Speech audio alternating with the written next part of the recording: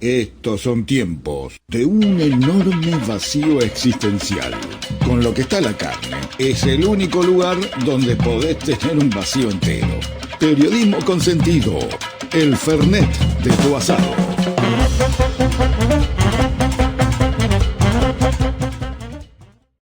Continuamos aquí en Periodismo con Sentido, bloque de noticias de la semana. En Argentina siempre hay algo para comentar y para ello está aquí don Mauro Córdoba. Don Mauro, ¿cómo le va? Buen día. ¿Cómo dice que le va, Luis? ¿Todo bien? ¿Cómo lo trata este clima? Horrible, pegajoso, caluroso, impresionante. Sí, la verdad que es impresionante, casi tanto como esta semana que pasó, ¿verdad? Ah, bueno, ¿me va a amargar? Sí, en algunas cosas quizás sí, en otras quizás no tanto, pero bueno, usted sabe cómo es este Bueno, segmento del programa.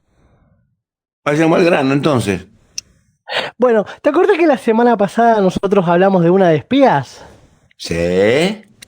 De Neifert, de gente que fue mandada por Caputo, que le dijo, De hacete un calzoncillos en la costado. vereda, todo eso. Exactamente, de calzoncillos en la vereda y toda esa escena. Bueno, al parecer el destino de Sergio Neifert ya estaba signado y tachado doblemente porque el gobierno formalmente anunció que Sergio Neifert deja la CIDE y lo reemplazará Cristian Aguadra. Este cambio de la titularidad se decidió luego de que culminara la primera fase de reestructuración. El nuevo funcionario sigue respondiendo a Santiago Caputo. Recordemos esto. O sea, los Sergio dos eran Neifert, caputistas. sí, salvo por la última etapa de Neifert que quiso volantear hacia el lado carinista, digámoslo así. Ah, desleal el muchacho. Aparentemente hubo ahí un tema de lealtades y deslealtades dando vuelta y quiso Sí, entonces no es estacionar. tan fuerte Karina como la pintan. Si tiene una interna con un tipo que en definitiva es monotributista. Sí, pero recordemos el elemento que hablamos justamente la semana pasada, Luis. Recuerde. Santiago Caputo será muy amigo, será quizás muy eficaz para el gobierno, pero no tiene el elemento de filiación familiar como lo tiene Karina. Recordemos, Sí. Javier Milei es Milei, Karina Elizabeth Milei No, es. pero por eso le decía, Karina, para ser la jefa y la hermana del presidente, es inconcebible que la interna sea con alguien que no es. Pero ha sabido entrar un Santiago Caputo. No quiero afirmar tanto, créame. Está bien. A pocos Vio más que o menos. vio que se dicen cosas, uno no quiere prenderse en los rumores. No, obvio que nada, siempre con rigurosidad, me parece muy bien. Eso lo destaca usted y esta producción periodística, ¿verdad? Bueno, basta de flores. A pocos minutos más o menos de la madrugada del día miércoles, el gobierno nacional confirmó que la Secretaría de Inteligencia de Estado, es decir, la CIDE, finalizó, esta primera etapa de reestructuración del sistema de inteligencia nacional. De esta manera, el asesor presidencial Santiago Caputo ordenó reemplazar a Sergio Neifert por este tal Cristian Aguadra.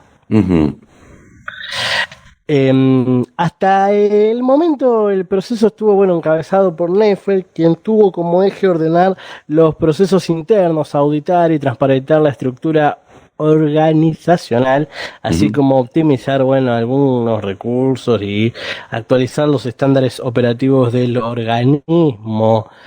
De acuerdo con el comunicado emitido por la vocería presidencial, la validación recibida por parte de la Comisión Bicameral de Fiscalización de los Organismos y Actividades de Inteligencia del Honorable Consejo de la Nación marcó el fin de esta fase que sentó las bases para un funcionamiento más eficiente y profesional, dicen ellos. Con este avance, la Secretaría anunció la apertura de esta nueva etapa, nueva fase en el proceso de transformación aunque destacaron que ya no continuará en manos de Neiffer, sino bajo el liderazgo de Aguadra, un contador público con trayectoria en auditoría, gestión de riesgo, fortalecimiento institucional y administración pública. Luis, un poco Bueno, para... pusieron a alguien que sabe esta vez. Aparentemente, ¿no? No de inteligencia, pero bueno, por lo menos sabe de organismo del Estado. Sí, por lo menos en los papeles, al parecer, parece que sí. Bueno, minutos más tarde del anuncio, los cambios fueron oficializados en el boletín oficial por medio de la publicación del decreto 852/2025. El presidente Milei y el jefe de gabinete Manuel Adorni solicitaron el cese de los servicios brindados por Neiffer. Así que aquí entre calzoncillos y horarios dudosos, bueno, se hizo este recambio, ¿no?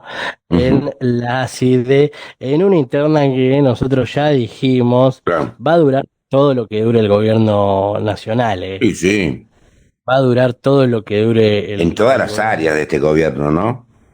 Sí, en todas las áreas de este gobierno, y lo vamos a poder ver. Básicamente, lo vamos a poder ver. Tenemos que hablar de una mujer, Luis, tenemos que hablar de una mujer que es Bettina Bulgeroni, amiga de Karina Milei, y ahora es la flamante nueva presidenta del CIPS. A ver, Karina Bulgeroni es una empresaria, es como del círculo rojo rojísimo, ¿viste? Y ahora estará a cargo de este esquema, ¿no? Del CIP. Es una abogada mendocina, es esposa del magnate petrolero que quedó, al frente del Consejo Empresario que representa a la Cámara de Comercio. Hablo de Eduardo Eurnequian, que es, vice. Bueno, Argentina atendida por sus propios dueños. Sí, por supuesto que sí. Bettina Bulgeroni es esposa y socia del magnate petrolero Alejandro Bulgeroni y amiga personal de Karina Milei. Algunas voces dicen que incluso se habla de una cooptación de la propia Karina Milei por parte de Bulgeroni. Algunos dicen... A ver, porque usted me dice amiga, yo obviamente no estoy de acuerdo con que las diferencias sociales impiden ciertas relaciones, como en las novelas que veíamos por lo menos cuando éramos chicos, pero una mujer con ese perfil, esposa de quien es, familiar de quien es, imagínese que no la encontramos en la cola del supermercado. No, ¿de qué manera se hizo amiga de una mujer que vendía tortas? Los misterios de la vida, dice Homero Simpson. Yo porque digo, uno no es clasista en el sentido de que no, las relaciones no pueden... No, al contrario, defiendo el otro palo. Pero no trasuntan los mismos ámbitos, no van al mismo mercado, ni al mismo, centro cultural, porque vive en otro planeta esa mujer. Claro. Sí. Bueno, Bettina Bulgeroni fue designada presidenta del Consejo Interamericano de Comercio y Producción, eso es la CICIP, en nuestro país, que agrupa a las 6 cámaras más importantes del país. En el año 2023 fue clave para convencer al Círculo Rojo de las posibilidades presidenciales de Javier Milei. Las autoridades de este organismo se renuevan cada 2 años, Luis. En este turno le tocó a la Cámara Argentino de Comercio, la CAC, que preside Natalio Grimman y que maneja a distancia Eduardo Eurnequian. El dueño de los aeropuertos ocupará la vicepresidencia a fin de cuentas. Alguna versión indica que Grimman estaba como listo para asumir en el CIP, pero la votación por unanimidad designó a la abogada mendocina Matilde Guardia, quien se presenta como Bettina y el apellido de su esposo, hasta nombre artístico tienen. Bettina Bulgeroni ya integraba el board del CIP, también es prosecretaria segunda de la CAC, de esta cámara. Reemplazó a Marcos Pereda, el actual vicepresidente de la Sociedad Rural. Fijémonos todos estos círculos. Nosotros podemos hablar de esta noticia porque, somos nosotros, Ujú. básicamente. Pero he podido escuchar a periodistas que no podían ni mencionar su nombre porque lo llamaban de un departamento de los medios de comunicación diciéndole a esta mujer, de esta mujer no hables. Oh, De esta mujer no hables. Así que ese es el nivel, perdón, digamos, perdón, de perdón. ¿Usted policía. dice que los periodistas argentinos o algunos reciben órdenes? Sí, por supuesto. Mire, usted ni en mis pesadillas me hubiese imaginado eso. Ni esos pesadillas. No. Bueno, yo no es que le deseo que tenga pesadillas, pero yo por lo menos que esté un poquito más avispado. Bueno, todo este entramado, ¿no? De amistades, poder, nuevos roles. Bueno, es como propicio de un gobierno nacional que nosotros en alguna oportunidad ya lo dijimos, Luis, es bastante endogámico, ¿no? Claro. Es bastante endogámico, porque si no es mi hermana, son las amigas de mis hermanas, Sí. si no es eso, son mis amistades, mis relaciones, y ese cantito de la casta tiene miedo, la verdad que queda cada día un poco más obsoleto. Ujú. Bien, esta es buena, esta noticia que tengo es buena, che, Luis. ¿Va a hablar del grupo que le tocó a la Argentina? No, el grupo J, sé que estamos en el grupo J, la verdad que yo lo vi y nada, si Ujú. bien, a ver, yo al igual que Scaloni pienso que no hay rival fácil, pero uno lo ve y dice, che, me parece que de taquito pasamos, Ajá. A ver. para mí, por lo menos para mí. La buena es que el salario mínimo subió, Uh, ¿Cuánto? la mala es Ah, que 6.000 pesos nada más. se te cagan de risa, ¿no? Sí, se te cagan de risa, claro ¿No? que sí.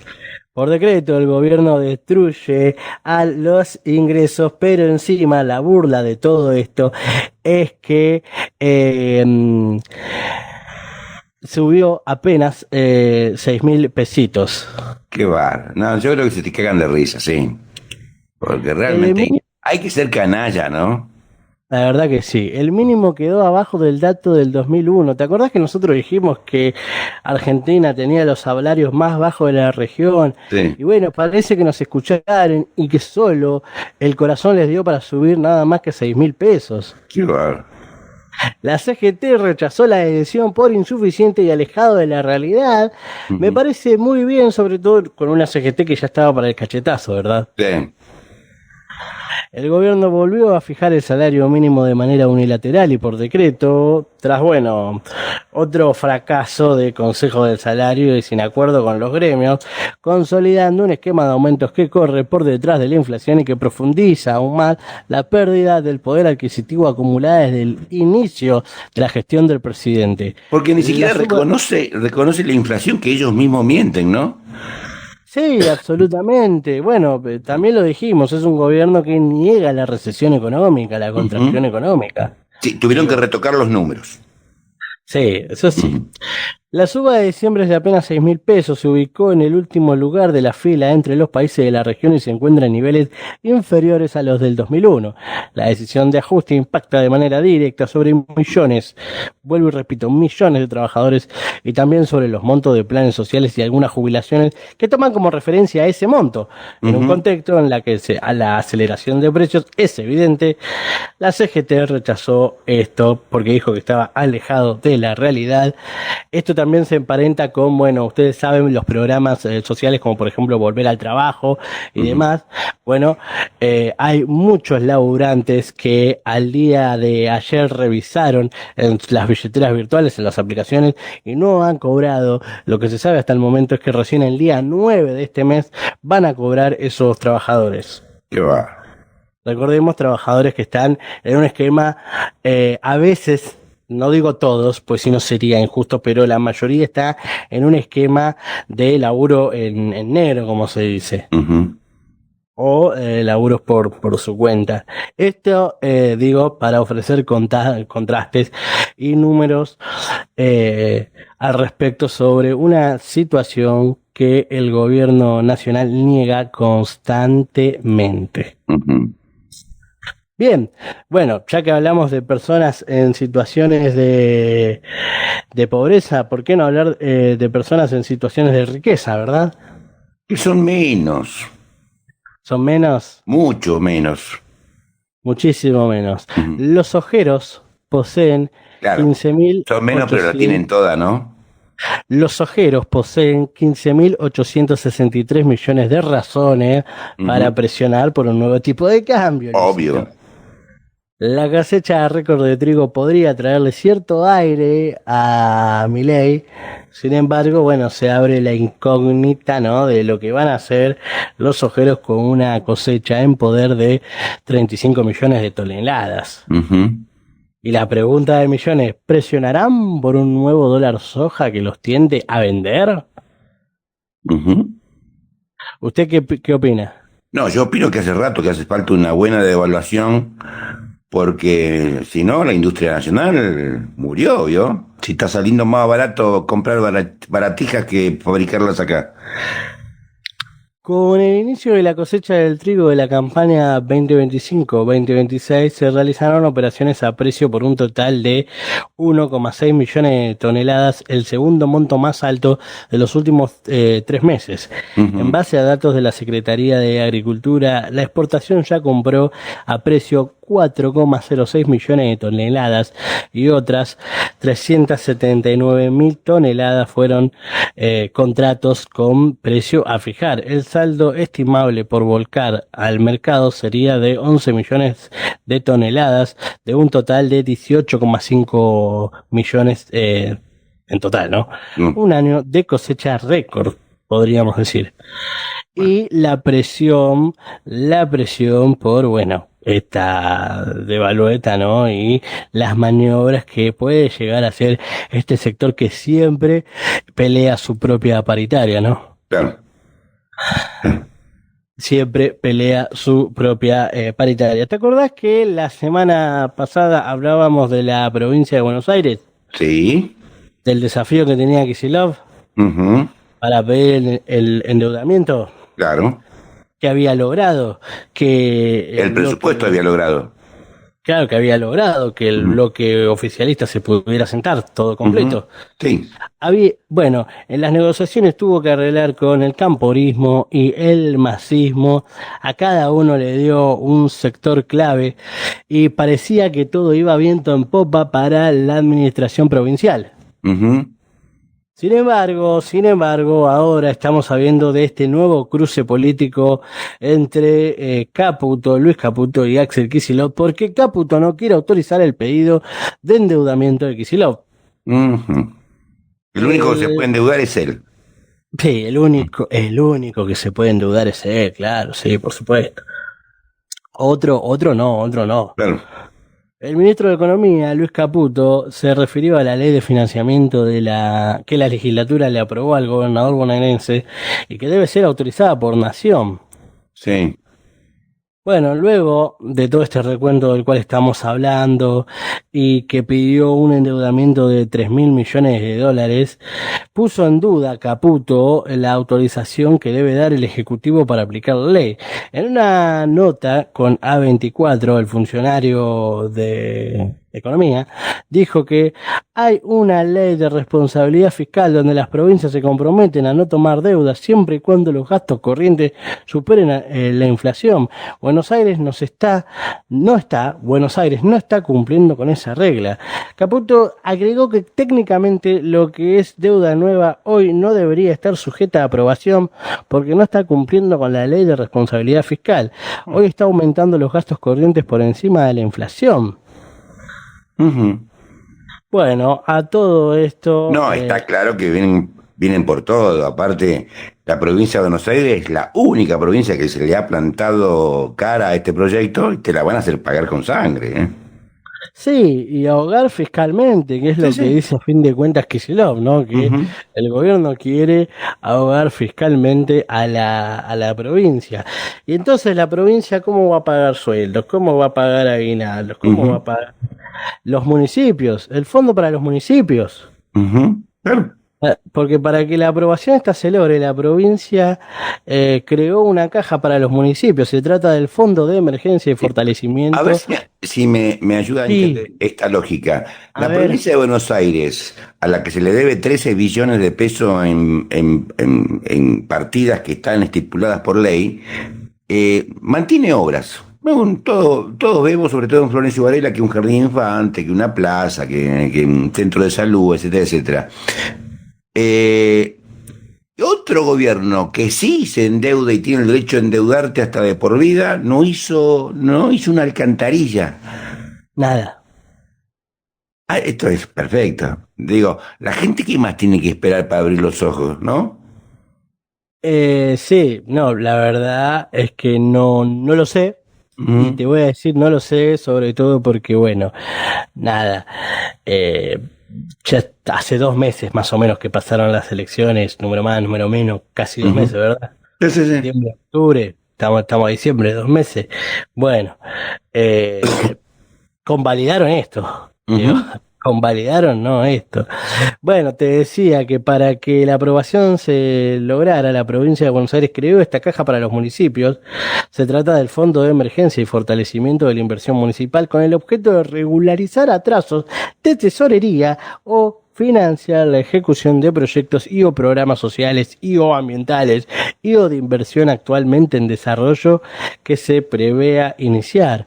Un ujú. poco vos lo estabas comentando, ¿no? En este ejemplo de que, bueno, hay municipios, e incluso el nuestro, Florencio Varela, ha habido desde inauguraciones, pavimentación, jardines, escuelas, tiene que ver con eso. Mira. Otra Eh, canallada más que se suma a lo del salario mínimo. Seguimos acumulando. sí, sí, seguimos acumulando. Nos vamos para la provincia de Mendoza, Luis, eh. porque Digo, lo pas- único que me alegra hoy es saber que Argelia, Australia y Jordania son los que van a jugar contra nosotros en el Mundial. Mire con exactamente, qué poco me alegro. esa quizás es la mejor noticia que te pueda aliviar, la verdad. Esa es quizás la mejor noticia. Bueno, tenemos que ir a la provincia de Mendoza porque, a ver, en Mendoza se armó una gran manifestación para defender el agua. A ver, cuente.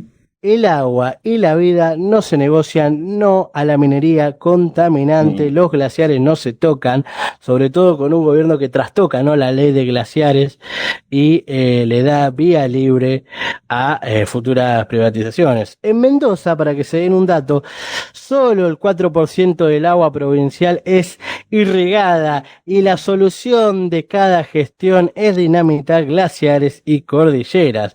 Los diputados que, bueno, levantaron la mano a favor de la minera San Jorge con 32 votos afirmativos, 13 negativos, dio media sanción para bienvenir, si se quiere, la explotación de cobre a 37 kilómetros de Uspallata y 97 tan solo de la ciudad de Mendoza, Ujú.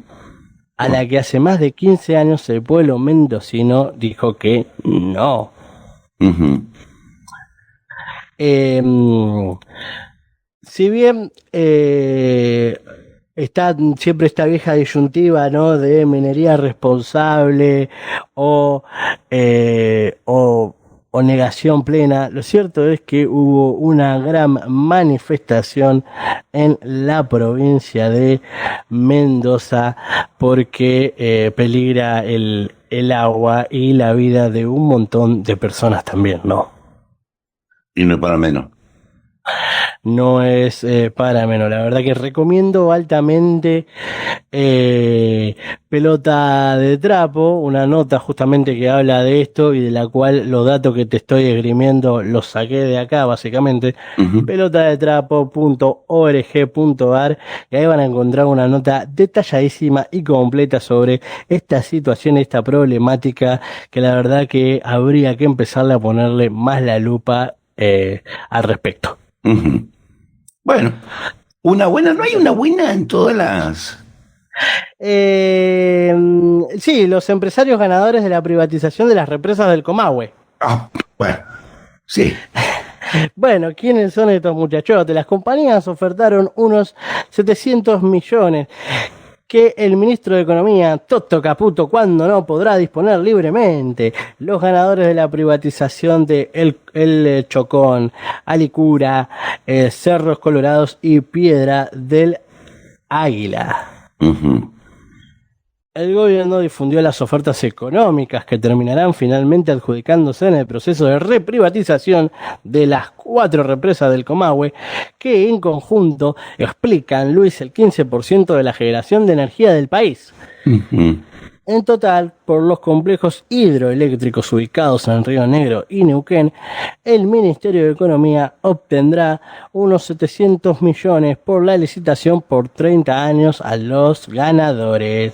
A ver, no es una fábrica de paraguas que en pleno verano puede dar pérdidas. Si el Estado está financiando una fábrica de paraguas en el verano, está bastante loco porque los 3 o 4 días de lluvia que hay no te salvan. Esa lógica se entiende.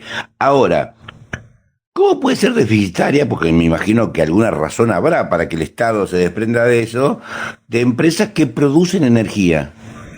¿Me explica? ¿O le estamos haciendo el negocio para los amigos desguazando el Estado? Me parece que gran parte se explica en la segunda opción, ¿eh? ¿Usted cree que puede haber gente tan mala? Sí, sí.